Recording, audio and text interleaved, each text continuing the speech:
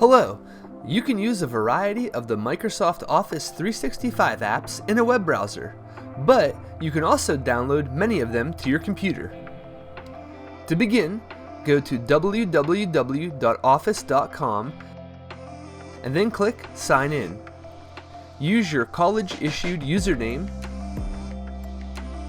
click Work or School Account, then use your password to sign in and multi-factor authenticate.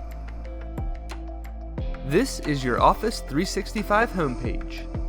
Click Apps, and then click Install Apps, and select Microsoft 365 Apps.